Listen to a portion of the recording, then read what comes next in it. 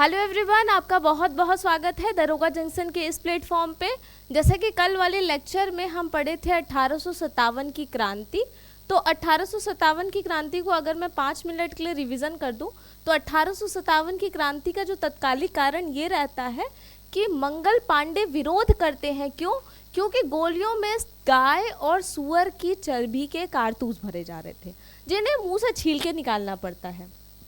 ठीक है, तो जैसा कि ये सारी चीज़ें मैंने आपको कल बता दी थी कि 1857 की क्रांति है क्या। उस समय इंग्लैंड के पीएम जो पाम्स्टन रहते हैं वो रहते हैं, और भारत में जो गवर्नर जनरल रहते हैं वो लॉर्ड कैनिंग रहते हैं। 1857 की क्रांति होती कैसे कैसे है ये पूरा प्रोसेस मैंने आपको बता दिया था। तो आज हम बात करते हैं कि 1857 की क्रांति के कारण क्या क्या थे। तो अगर हम एक फ्लो चार्ट बना के बात करें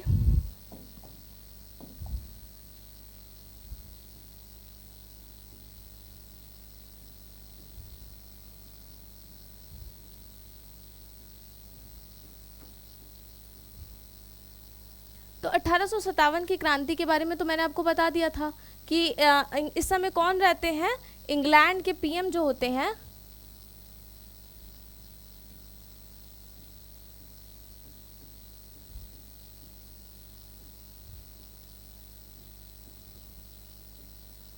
कौन रहते हैं, पाम्स्टन।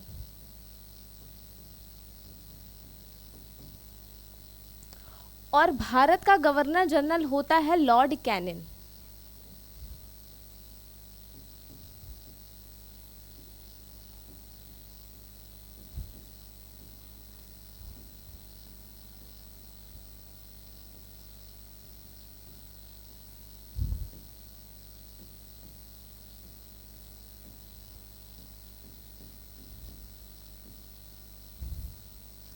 लॉर्ड कैनिंग जो होता है ये भारत का गवर्नर जनरल है, और यही भारत का आखिरी गवर्नर जनरल होता है, क्योंकि जब 1857 की क्रांति खत्म होती है और 1858 का एक्ट आता है तो लॉर्ड कैनिंग को क्या बना दिया जाता है, भारत का वायसराय।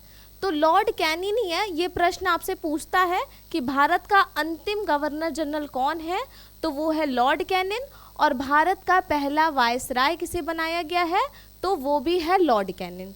ठीक है, तो यहाँ ये बहुत इंपॉर्टेंट हो जाता है लॉर्ड कैनिंग। ठीक है, इसी को बनाते हैं भारत का वायसराय।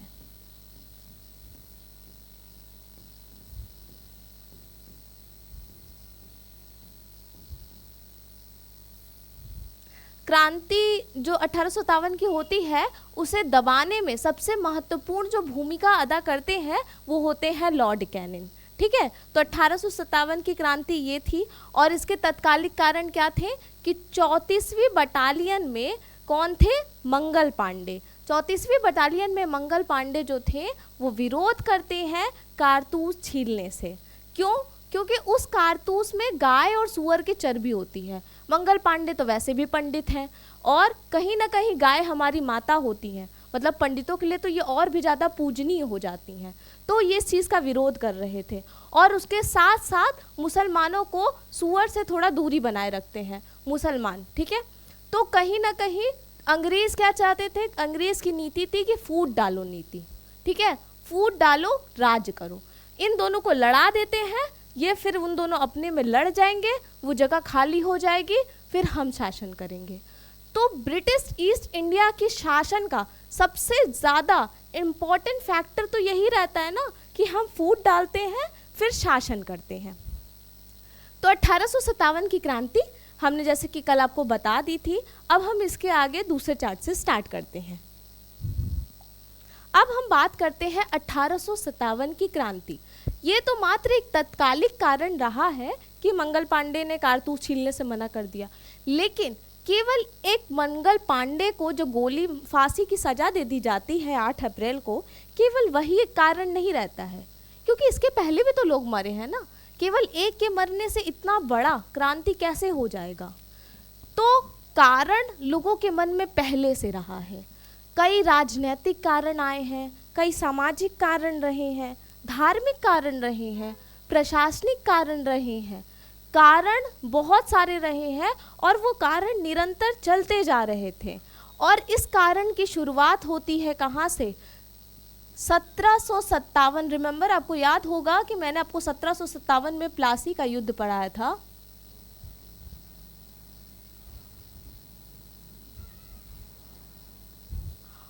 और उसके बाद 1764 में बक्सर का युद्ध पढ़ाया था।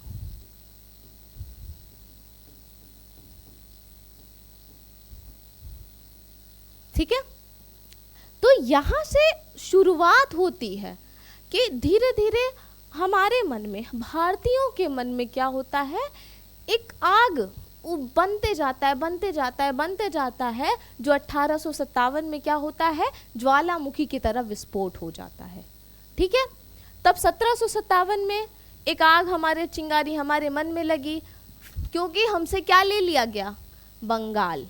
क्या लिया गया इसमें, इसमें हमसे लिया गया बंगाल। और 1764 में हमसे क्या ले लिया गया, भारत।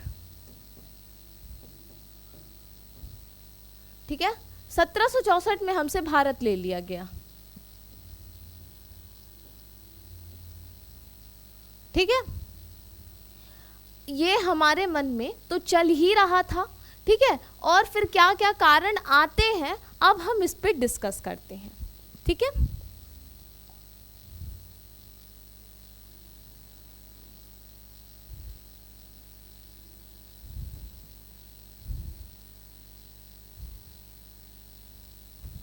इसको यहीं पे छोड़ देते हैं, दिख रहा है।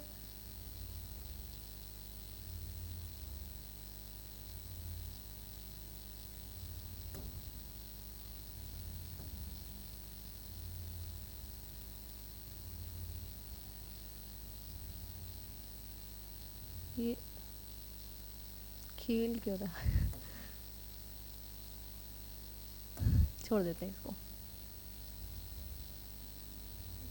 ठीक है, ये यहीं पे हो गया। ठीक है, अब हम इसके बाद सबसे इम्पोर्टेंट बात की करते हैं कि 1857 की क्रांति के कारण। ठीक है,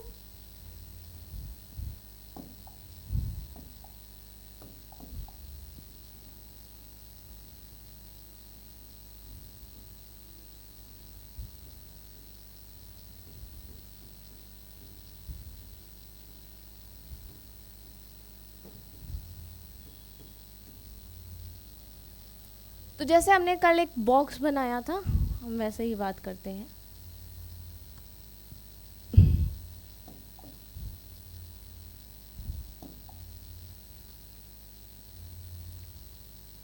यहां लिखते हैं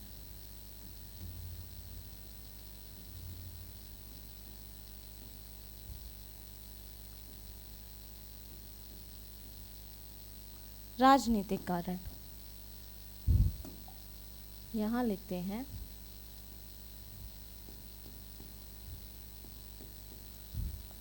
धार्मिक व सामाजिक कारण। ठीक है, यहाँ लिखते हैं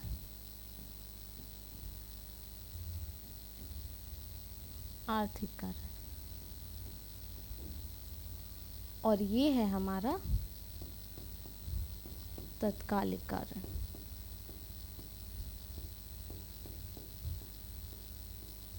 ठीक है, तो ये हमारे 4 जो इम्पोर्टेंट कारण है, अब हम इसके बारे में बताते हैं। ठीक है, तो सबसे पहले आ जाता है आर्थिक कारण। ठीक है, तो आर्थिक कारण क्या थे कि अंग्रेज जब आते थे, ठीक है, पुर्तगाली जब 1498 में जब वास्को डी गामा भारत आया, तो आप यकीन करिए कि पूरी दुनिया से इकट्ठे 33% का व्यापार, यानी 1/3 व्यापार भारत के साथ होता था। ठीक है, तो इतना बड़ा हमारा व्यापार क्षेत्र था। अंग्रेज आते हैं, धीरे धीरे शासन करते हैं, अपना व्यापार बढ़ाते हैं और हमारे व्यापार क्षेत्र को कम करते जाते हैं। पहली सबसे बड़ी बात क्या होती है कि जो हमारा लघु उद्योग है, जो हमारे लघु उद्योग मतलब जो हम घर पे, मतलब जो हम छोटे छोटे उद्योग हैं जिसको हम काम करते थे और हम उससे आयात निर्यात करते थे, वो अंग्रेज़ों की वजह से कम हो गया। तो लघु उद्योग को समाप्त कर दिया था अंग्रेज़ों ने एक तरीके से, उसके बाद ही तो गांधी जी ने चरखा वाला वो किया था कि जब सूती वस्त्र मतलब भारत में बने थे, तो लघु उद्योग को एक तरीके से खत्म कर दिया था अंग्रेजों ने। ठीक है, दूसरा क्या है कि अंग्रेजों ने रैयतवाड़ी व्यवस्था, महालवाड़ी व्यवस्था, 10 तरीके का कर लगा दिया था खेती करने के लिए। ठीक है, 10 तरीके का कर लगा देते थे खेती करने के लिए। नील की खेती करने के लिए क्या करते थे, हमें बहुत ज़्यादा प्रताड़ित किया जाता था कि नहीं भाई तुम नील की ही खेती करो। ठीक है, तो नील की खेती करने को कहा जाता था हमें। तो ये हमारा था आर्थिक कारण।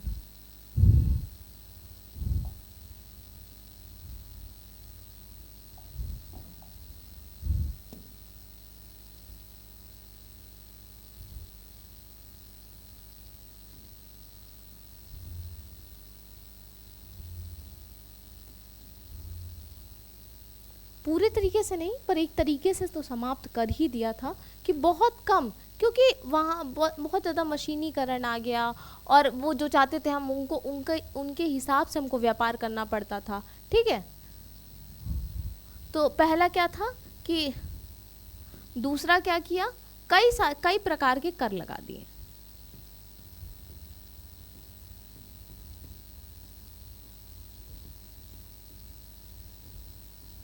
जमींदारी को बढ़ावा,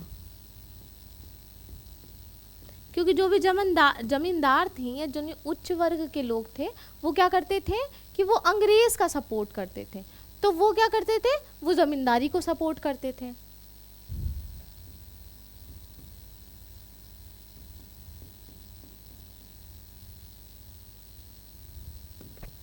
ठीक है, जमींदारी को बढ़ावा दिया गया। ठीक है, समझ में आ गया। और फिर उसके बाद क्या होता है, कई प्रकार के कर लगा देते हैं और धीरे धीरे व्यापार हमसे क्या होता है कि ख़त्म होते जाता है। ठीक है, वो खुद ही व्यापार करने रहते हैं, उनको व्यापार में एक तरीके से एकाधिकार प्राप्त हो जाता है, तो वो खुद ही व्यापार करते रहते हैं। ठीक है, अब हम बात करेंगे कि राजनीतिक कारण क्या थे। तो राजनीतिक कारण में अगर आपको ज्ञात हो कि डलहौजी की एक नीति थी, हड़प नीति, और उस हड़प नीति का क्या उद्देश्य था। मान लीजिए कि अगर कोई राजा है और उसका कोई पुत्र नहीं है, तो वो एक बच्चा गोद लेगा और फिर उसको अपने शासन गद्दी पे बैठाएगा। लेकिन डलहौजी की नीति क्या कहती थी, डलहौजी की नीति ये कहती थी कि अगर किसी राजा का पुत्र नहीं है तो वो राजा का जो दत्तक पुत्र है यानी गोद लिया हुआ बेटा है वो सिंहासन पे नहीं बैठेगा, हम उसके जमीन को हड़प लेंगे। ऐसे ऐसे करके उन्होंने कई सारे जगह को ले लिया था। ठीक है, डलहौजी ने ऐसे करके कई सारे जगह ले लिया था, जिसमें से झांसी एक था। जैसे झांसी की रानी जब युद्ध लड़ी तो उनका कारण क्या था कि उनके बेटे को राजगद्दी पे बैठने नहीं दिया जा रहा था, क्योंकि झांसी की रानी का अपना पुत्र नहीं था, उन्होंने लड़का गोद लिया था और वो क्या करते थे, अपने राज सिंहासन पे आने वाले राजा के रूप में उन्हें बैठा रही थी। और डलहौजी की नीति के अनुसार ये क्या था कि अगर आपका कोई पुत्र दत्तक पुत्र है यानी गोद लिया हुआ है तो आपका पूरा साम्राज्य हमारा हो जाएगा। तो ये कहती है कौन, डलहौजी की हड़प नीति।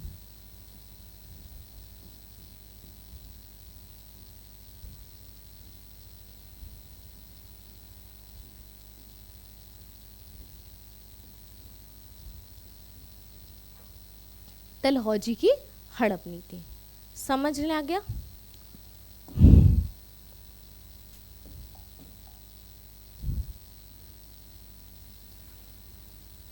कहाँ ये हुआ था, झांसी को इसमें से एक कई सारे लिया था, जिसमें से झांसी प्रमुख है क्योंकि रानी लक्ष्मीबाई यहाँ से लड़ी थी।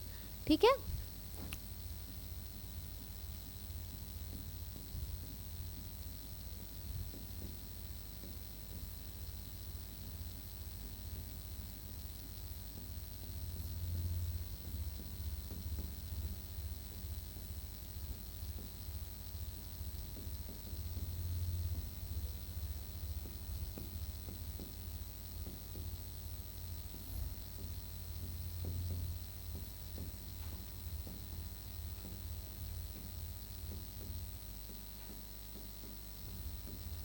ठीक है। कई राजा जिनको पुत्र नहीं था उनके राज्य को हड़प लिया जाता था, ठीक है। भ्रष्टाचार बहुत था।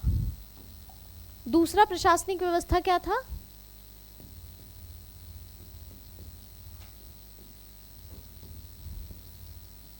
भ्रष्टाचार। अब भ्रष्टाचार किस लेवल पे था? अब मान लीजिए एक सेम लेवल पे एक भारतीय है और उसी सेम लेवल पे एक कौन है, एक ब्रिटिशर्स है। तो क्या होता था, जब प्रमोशन की बात आती थी और ये ज़्यादा योग्य यानी भारतीय ज़्यादा योग्य रहते हुए भी ब्रिटिशर्स को ऊपर बढ़ा दिया जाता था। तो ये भ्रष्टाचार का एक कारण बन रहा था, ठीक है, कि अगर नौकरी में समान स्तर पे भारतीय और यूरोपीय हैं तो प्रमोशन के समय क्या होता था कि यूरोपियों को ज़्यादा ऊपर दर्जा दिया जाता था, ठीक है। ये समझ में आ गया?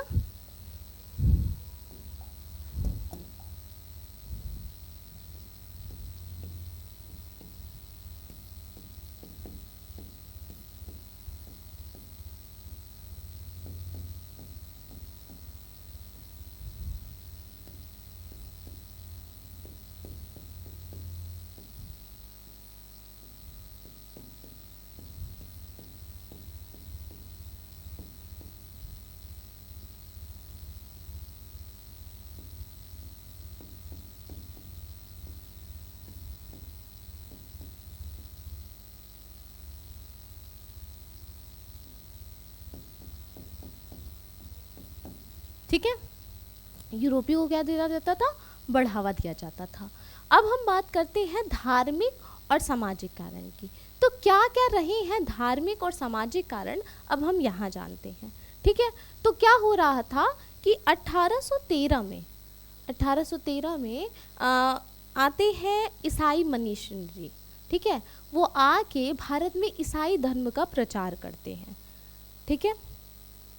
कहते हैं भारत में ईसाई धर्म अच्छा है, मतलब अपने ईसाई धर्म को बढ़िया बताते कि ईसाई धर्म अच्छा है। तो ईसाई मिशनरी इसमें काम कर रहे थे। उसके साथ साथ क्या होता है, अगर हम धार्मिक की बात करें तो क्या है,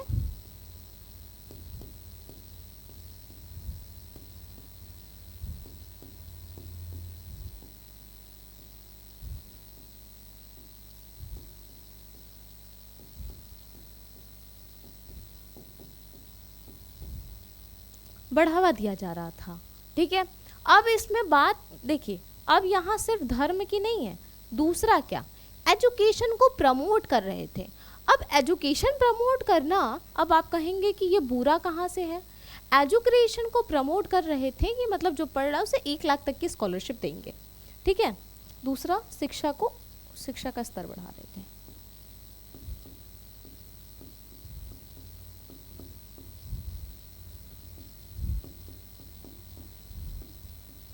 शिक्षा को बढ़ावा दे रहे थे। शिक्षा को बढ़ावा क्यों? क्योंकि जो भी शिक्षा हो रही थी उसका फॉर्म तो इंग्लिश था ना, क्योंकि जब यूरोपीय आए हैं भारत में तो वो तो अपनी लैंग्वेज में ही बोलेंगे ना। तो वो एजुकेशन दे रहे थे, लेकिन क्या, इंग्लिश में। अब उस इंग्लिश को सीखने के लिए हमें आना पड़ेगा अंग्रेज़ों के पास, और वो अंग्रेज़ जो ईसाइयों का प्रचार कर रहे थे। तो इंग्लिश सिखाने के साथ साथ ईसाई को भी प्रमोट कर रहे थे। और एक चीज़ था, जब ये हो रहा था कि कोई भारतीय अगर ईसाई धर्म को मान लेता है तो नौकरी में उसकी पदोन्नति कर दी जाएगी।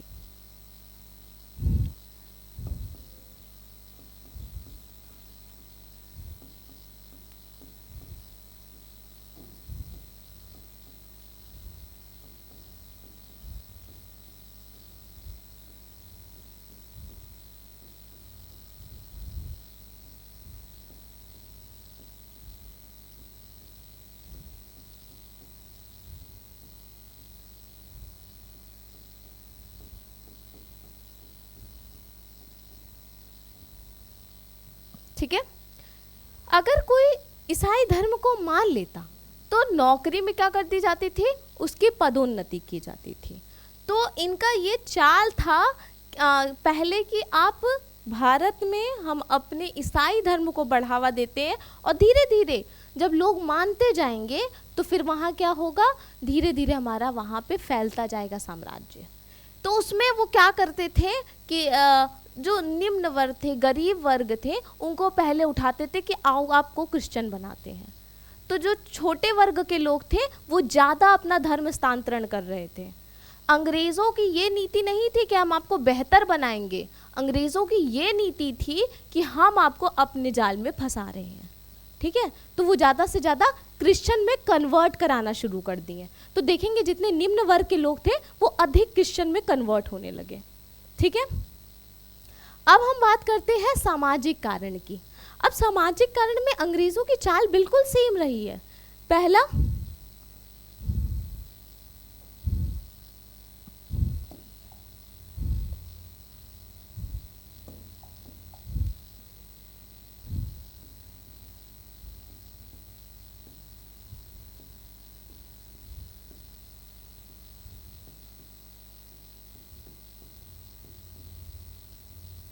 विधवा पुनर्विवाह। विधवा पुनर्विवाह, इसके साथ साथ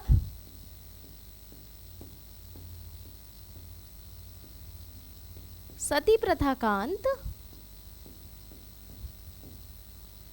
सती प्रथा का अंत देखिए, अगर हमारे घर में भी अगर आपको दिख जाएंगे कि हमारी जो नाना नानी या दादा दादी रहते हैं, उनकी थिंकिंग हमारे थिंकिंग से थोड़ी अलग होती है। जैसे हम किसी चीज़ पे थोड़े अब स्वतंत्र ज़्यादा हो गए हैं। क्यों?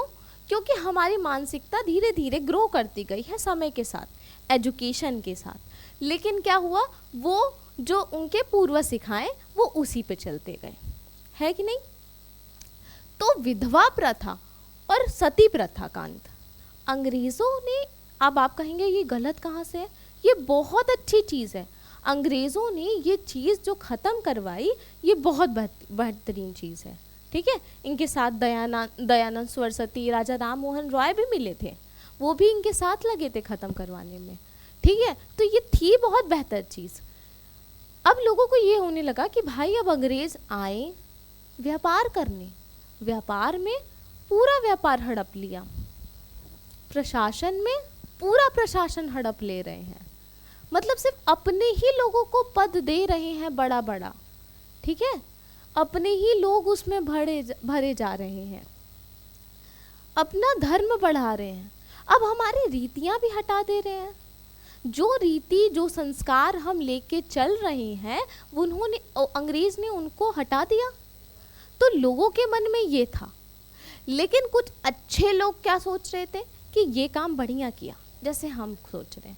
लेकिन अंग्रेज क्या सोच रहे थे, अगर हम विधवा पुनर्विवाह हटाते हैं तो लोग हमारी तरफ कन्वर्ट होंगे, अगर हम सती प्रथा हटाते हैं तो लोग हमारी तरफ कन्वर्ट होंगे।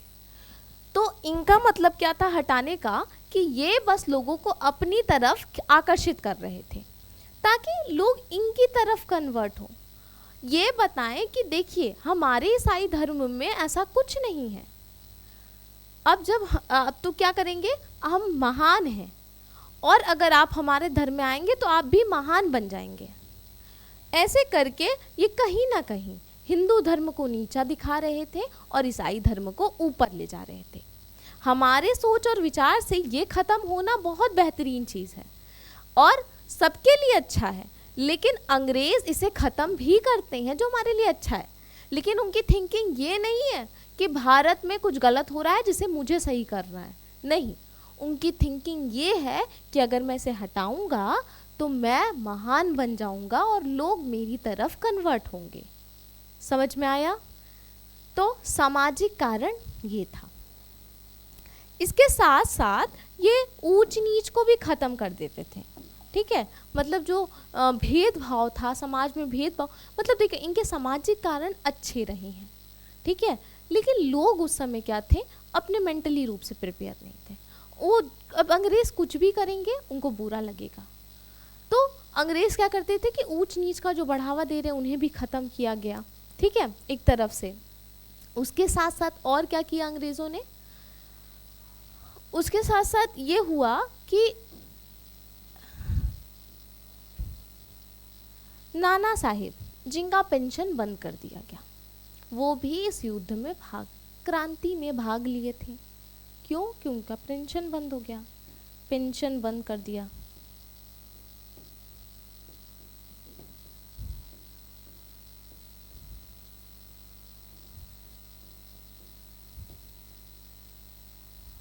ऊंच नीच को खत्म करने की कोशिश की गई, खत्म तो नहीं किया, करीबन उन्होंने कई हद तक इसको बढ़ावा नहीं दिया।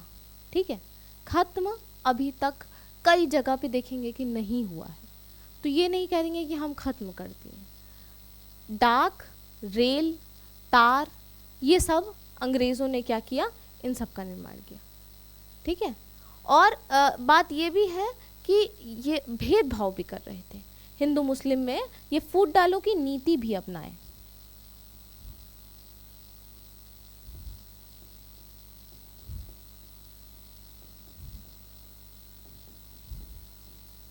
फूट डालो की नीति अपनाए, और स्टेशन में ये कि मतलब कि पंडित जो है वो ऊपर बैठेगा और निम्न जाति का नीचे बैठेगा, उस चीज़ को हटाए। क्यों? क्योंकि भड़केंगे और लोग, और लड़ाई होगा। तो रीज़न ये था। अब हम बात करते हैं, जैसे कि आपको समझ में आ गया, अब हम बात करते हैं, हम यही लिख देते नहीं,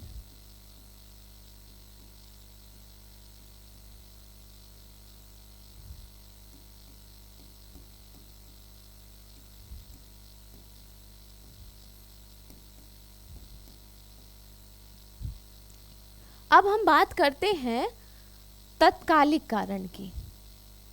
ठीक है, तो तत्कालिक कारण क्या रहा है, अब हम इसके बारे में बात करेंगे। तो जैसा कि आपको मैंने बता दिया है कि तत्कालिक कारण क्या रहा है। 24वीं बटालियन में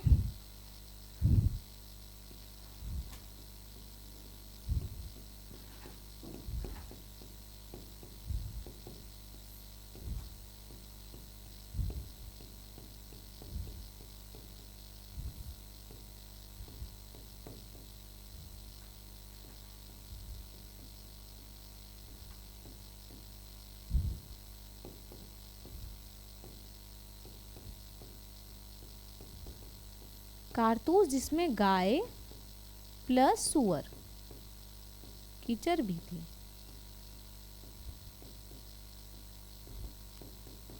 कारतूस छीलने से मना।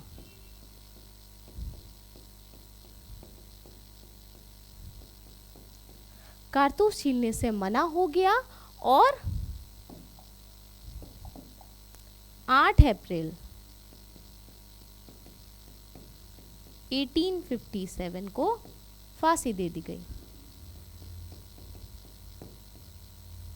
8 अप्रैल 1857 को फांसी दे दी गई। तो ये पूरा कारण रहा है 1857 की क्रांति का। मुझे लगता है आपको इस फ्लो चार्ट से पूरी तरीके से समझ में आ गया होगा कि 1857 की क्रांति क्या रही है। ठीक है, अब पीवी सावरकर जो थे, पीवी सावरकर 1857 की क्रांति को, एक पॉइंट लिख दीजिए, 1857,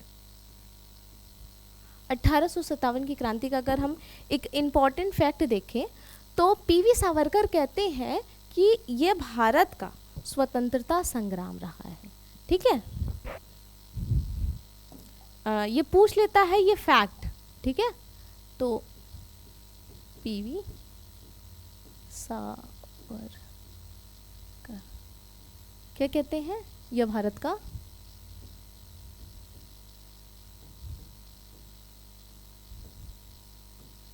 पहला या प्रथम स्वतंत्रता संग्राम है।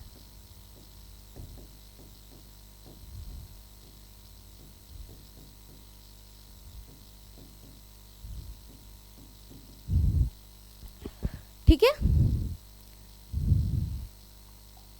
पीडी है, पीडी सावरकर। ठीक है, तो मुझे लगता है कि 1857 की क्रांति का जो ये कारण है वो आपको इससे पूरी तरीके से समझ में आ गया होगा। इस फ्लो चार्ट से आपको पूरी तरीके से समझ में आ गया होगा कि आर्थिक कारण क्या रहे हैं, तत्कालिक कारण क्या रहे हैं, धार्मिक कारण, सामाजिक कारण और राजनीतिक कारण क्या रहे हैं। ठीक है, ये बहुत कम शॉर्ट्स नोट्स में आपको पूरी तरीके से समझ में आ गया होगा।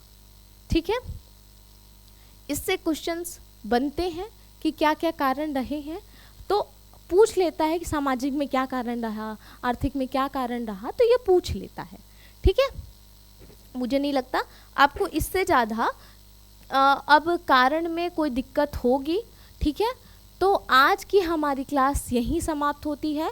और जैसा कि आपको ये पूरी तरीके से याद हो गया होगा कि क्लास ये क्या है, कल भी मैंने आपको पढ़ाया था, परसों भी मैंने आपको पढ़ाया था, और उसके पहले भी आपकी क्लास हुई थी जिसमें आपको प्लासी और बक्सर पढ़ाया था।